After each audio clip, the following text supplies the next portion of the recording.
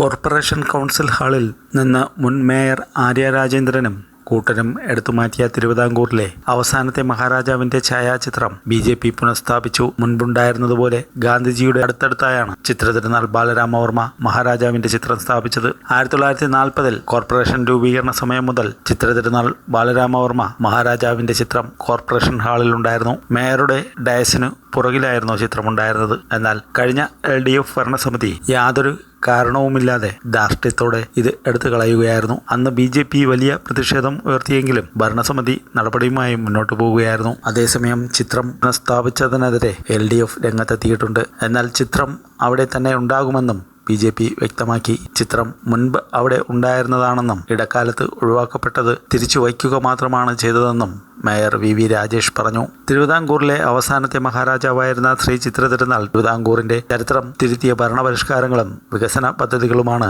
അദ്ദേഹം 2 പതിറ്റാണ്ട് നീണ്ടുനിന്ന ഭരണത്തിനിടെ നടപ്പാക്കിയത്. തിരുവിതാംകൂറിൽ സാമൂഹിക വികസനം വിപ്ലവം സൃഷ്ടിച്ച ഭരണാധികാരിയായിരുന്നു അദ്ദേഹം. ഹിന്ദുക്കളായ എല്ലാവർക്കും ക്ഷേത്രങ്ങളിൽ പ്രവേശനം അനുവദിച്ചുള്ള ക്ഷേത്രപ്രവേശന വിളംബരം രാജ്യമാകെ ശ്രദ്ധ നേടി. Public service commission, state transport service സർവകലാശാല, ഇപ്പോഴത്തെ കേരള സർവകലാശാല, തിരുവനന്തപുരം വിമാനത്താവളം, തിരുവനന്തപുരം റേഡിയോ നിലയം, Swathi Thirunal Sangeetha college, art gallery, medical college തുടങ്ങിയവയും അദ്ദേഹത്തിന്റെ സംഭാവനകളിൽ ചിലതാണ്.